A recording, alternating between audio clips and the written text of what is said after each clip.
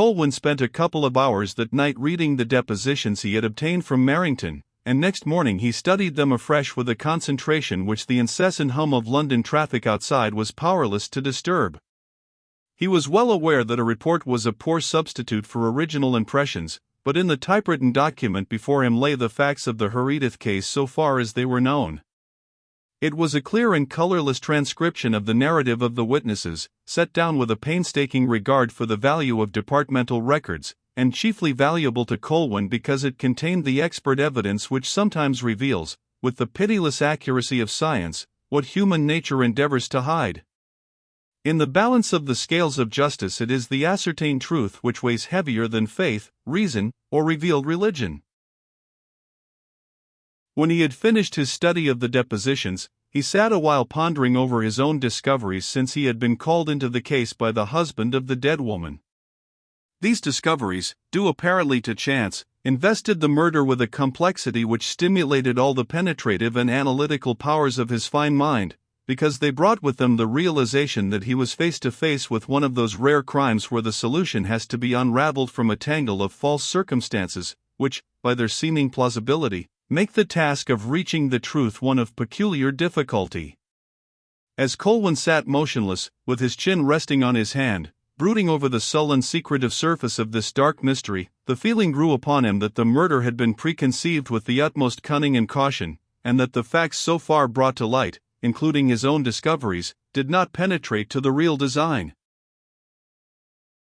The one conviction in his mind at that moment was that the man he and Merrington had interviewed on the previous afternoon had some connection with the mystery, and that an investigation of Nepcote's actions was the first step towards the solution of the murder. Colwyn based that belief on the apparently detached facts of the revolver, the patch of khaki he had found in the woods near the moat house, and the accident which disclosed that Nepcote was carrying the address of a Hatton Garden jeweler in his pocketbook. These things, taken apart, had perhaps but slight significance, but, considered as links in a chain of events which started in Philip Herodotus' statement that he had first met his wife at a friend's house where Nepcote was also a guest, and finishing with the knowledge that Nepcote had not returned to France on the night of the murder, they assumed a significance which at least warranted the closest investigation. Colwyn was not affected by the fact that Superintendent Merrington looked at the case from an entirely different point of view. He did not want the help of Scotland Yard in solving the crime. He had too much contempt for the official mind in any capacity to think that assistance from such a source could be of value to him. He always preferred to work alone and unaided.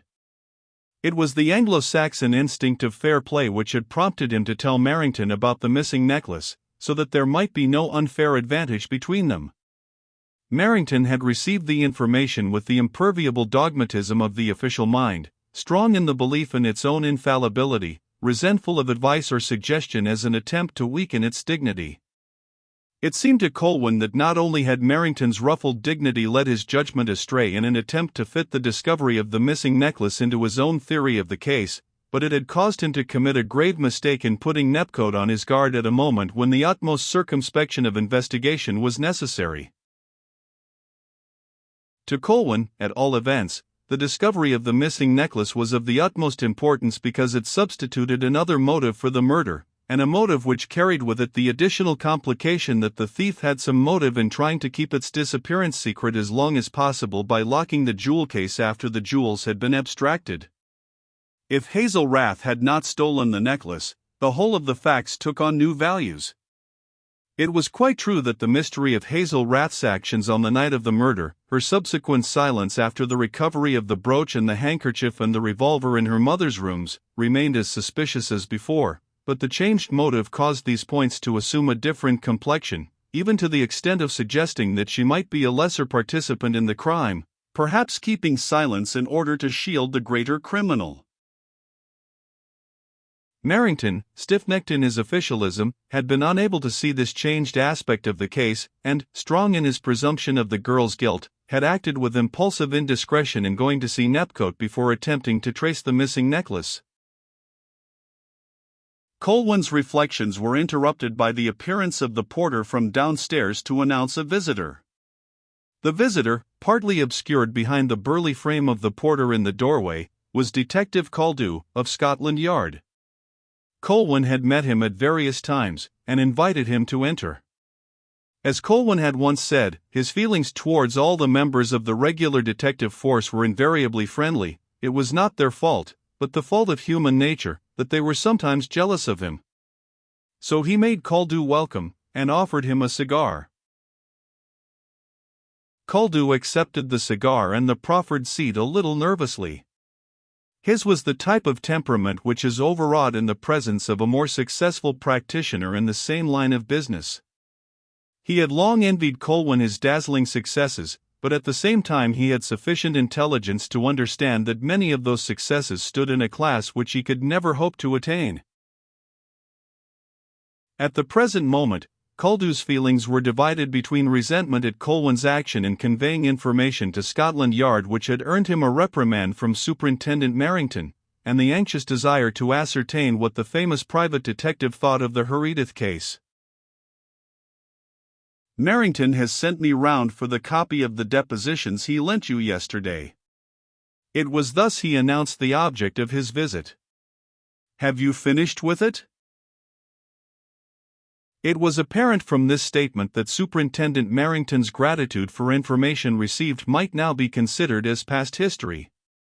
Colwyn, reflecting that it had lasted as long as that feeling usually does, congratulated himself on his forethought in having made a copy of the report. He handed the copy before him to his visitor.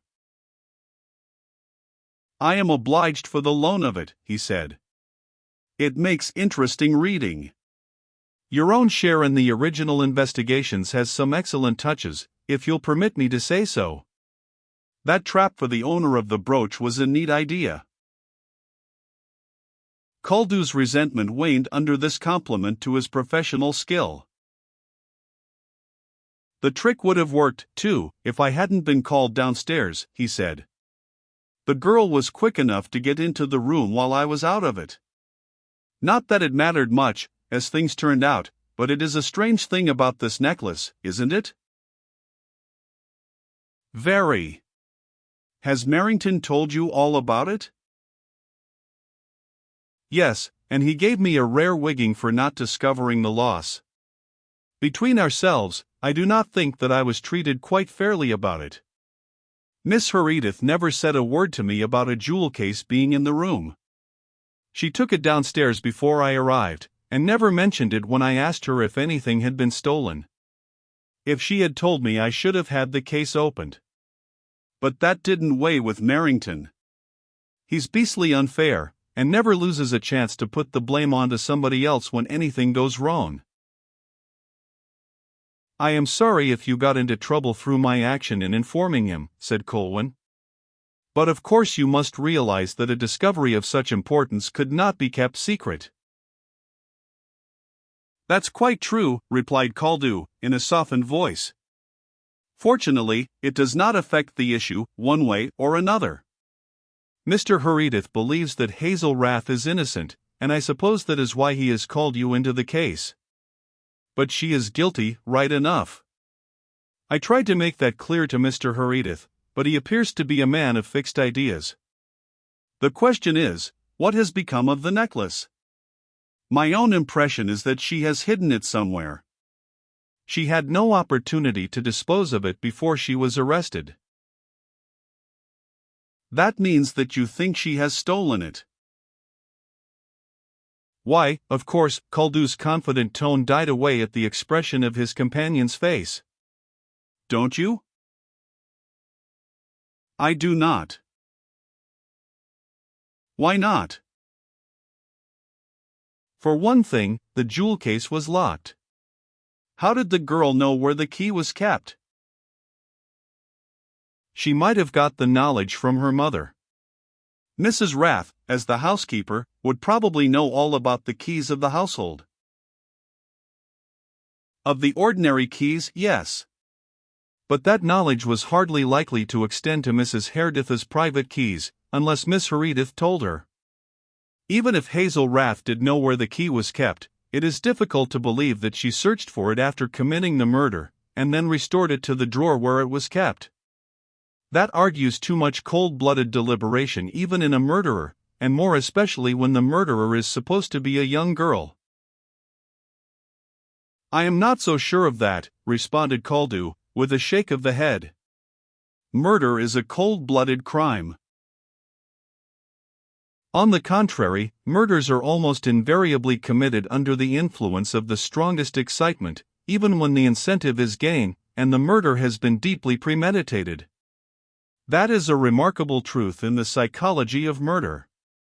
But the important fact about the theft of the necklace is that even if Hazel Rath knew where the key of the jewel case was kept, she had not time to obtain it from the drawer on the other side of the bed, steal the necklace, restore the key to its place, and escape from the room before the guests from downstairs entered the bedroom. If Hazel Rath was indeed the murderess, time was of paramount importance to her. She must have realized that the scream of her victim would alarm the household downstairs, and that some of the men must have started upstairs before the subsequent shot was fired. Caldew was silent for a space, cogitating over these points with a troubled look which contrasted with his previous confident expressions of opinion about the case. His inward perturbation was made manifest in the question. Do you also share Mr. Herodotus' view that Hazel Rath is innocent? I cannot say. The facts against her are very strong. Of course they are strong, exclaimed Caldew eagerly, as though clutching this guarded expression of opinion as a buoy for his own sinking conviction. They are so strong that it is quite certain she committed the murder. Colwyn remained silent. A statement which was merely an expression of opinion did not call for words. Caldew, always impressionable, became uneasy under his companion's silence, and that uneasiness was tinctured in his mind with such a dread of the possibility of mistake that it flowed forth in impulsive words. I wish you would tell me what you really think of the case, Mr. Colwyn. I have been waiting for years for the chance of handling a big murder like this, and now that it has come my way I should like to pull it off. It means a lot to me, he added simply. Colwyn reflected that he had already given away more information about the Herodotus case than his judgment approved or his conscience dictated. But his kindly nature prompted him to help the anxious young man seated in front of him, who had so much more than he to gain by success. I think there is more in this case than you and Merrington have yet brought to light, he said. I suppose there is, if it is proved that Hazel Rath did not steal the necklace. But have you found out anything else besides the loss of the necklace? Colwyn did not directly reply. He was glancing over the depositions again. There are one or two curious points here, he remarked, as he turned over the leaves. In the first place, the ammunition expert who was called at the inquest to give evidence about the bullet extracted from the body testified that in weight and in length it corresponded with the 7mm bullet made for a pinfire revolver. The bullet had undoubtedly been fired from the revolver which you found in Mrs. Rath's rooms. Bullets for English revolvers are not graded in millimeters, but there appears to be sufficient demand for this size to cause British firms to manufacture them. The nearest size in central fire cartridge to 7mm is called the 300, which is 0.3 of an inch. 7mm is 0.276 of an inch. The point to which I want to draw your attention is the extreme slightness and smallness of the revolver with which Mrs. Herodotus was killed. As Captain Nepcote told Merrington yesterday, it is little more than a toy. That struck me as soon as I saw it, said Caldew. But I do not see what bearing the fact has on the case, one way or another. Nevertheless, it is a point not without importance, when it is considered in conjunction with the other circumstances of the case. The evidence of the government pathologist is also of interest.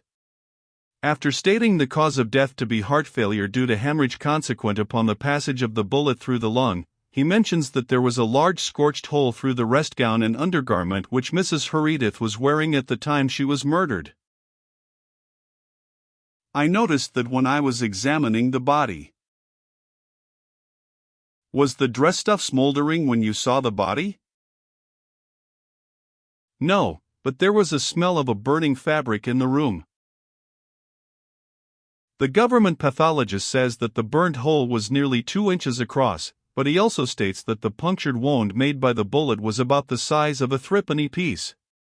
The disparity suggests two facts. In the first place, the shot must have been fired at very close range, very close indeed, considering the smallness of the revolver and the largeness of the burnt hole. In the next place, somebody must have extinguished the burning fabric before you arrived, otherwise it would have smoldered in an ever-widening ring until the whole of the dead woman's garments were destroyed. Mrs. Herodotus may have extinguished it herself in her dying moments, said Caldew, who had been following his companion's deductions with the closest attention. That is unlikely, in view of the nature of her injuries. The bullet, after traversing the left lung, lodged in the spinal column. After such a wound, Mrs. Herodotus was not likely to be conscious of her actions. It may have been extinguished by Musard, who tried to stop the flow of blood while Mrs. Herodotus was dying. He would have mentioned it to you. It is my intention to ask him, but my own opinion is that we are faced with a different explanation. What is that? The presence of another person in the room. Somebody who escaped through the window, exclaimed Caldew, placing his own interpretation on the deduction. Do you suspect anybody? Not exactly. But I intend to investigate Captain Nepcote's actions on the night of the murder. Caldew, who lacked some of the information possessed by his companion, found this jump too great for his mind to follow. For what purpose, he asked. Nepcote returned to France before the murder was committed. He did not. He stayed in London that night, and did not return to France until the following day. He explained that yesterday by stating that when he reached London after leaving the moat house he found another telegram from the War Office extending his leave for 24 hours. Merrington said nothing of this to me. All he told me was that you and he had seen Nepcote, who identified the revolver as his property, and said that he had left it behind at the moat house by accident. Merrington is a man of fixed ideas, to use your phrase. He insisted on trying to fit in the loss of the necklace with his own theory of Hazel Rath's guilt. It was his obstinacy which led him to commit the folly of going to see Captain Nepcote before endeavoring to trace the missing necklace. It is only fair to Nepcote to add that he volunteered the information that he did not return to France on the night of the murder. That does not seem like the action of a man with anything to hide, commented Caldew thoughtfully. Unless he was facing a dangerous situation. In that case, frankness would be his best course to remove Merrington's suspicions. The fact that the murder was committed with his revolver is in itself a suspicious circumstance, in spite of the apparently plausible explanation. I have realized that all along.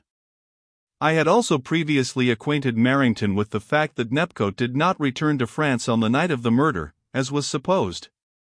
Merrington led up to that point skillfully enough, but it struck me that Nepcote saw the trap, and took the boldest course. It gave him time, at all events. Time for what? Time to profit by Merrington's folly in putting him on his guard. Time to permit him to make his escape, if he is actually implicated in the crime. Surely you are reading too much into this, exclaimed Caldew in a protesting voice. Nepcote's story seems to me quite consistent with what we know of his movements. Miss Herodotus, when giving us the names of the guests who had been staying at the moat house, mentioned that Captain Nepcote had been recalled to France on the afternoon of the murder by a telegram from the War Office. Nepcote tells you that when he reached London he found another telegram awaiting him extending his leave. Surely that is consistent? Is it consistent that the two telegrams were sent to different addresses? They would have been either both sent to the moat house, or both sent to his London flat, that is, if they were sent by the War Office. Only a relative or a personal friend would take the trouble to send to different addresses. There lies the weak point of Nepcote's statement. By Jove, there is a point in that, said Koldeu, in a startled tone. But these are facts which can be ascertained, he added, as though seeking to reassure himself. They can be ascertained too late. I have already set inquiries on foot, but it takes some time to gain any information about official telegrams. Nepcote has plenty of time to take advantage of Merrington's blunder, if there is any occasion for him to do so. No matter what his explanation is, the fact remains that he was in England, and not in France, on the night the murder was committed, and I propose to find out how he spent the time. But it is of the first importance to find out what has become of the missing necklace, which is the really important clue. Is Scotland Yard making any investigations about it? Yes. Merrington has put me onto that because I let you score the point over him of discovering that it was missing. I am sure that he hopes I will fall down over the job of tracing it. I shouldn't be surprised if I did, too. It's no easy thing to get on the track of missing jewelry, especially if it has been hidden. I have not even got a description of the necklace to help me. I can give you a description, and perhaps help you in the work of tracing it. Can you? That's awfully good of you. Koldeu's face showed that he meant his words. Have you any idea where it is? I have at least something to guide me in commencing the search, something, which, curiously enough, I owe to Merrington's blunder in visiting Nepcote before he looked for the necklace. We will go across to Hatton Garden, and I will put my idea to the test.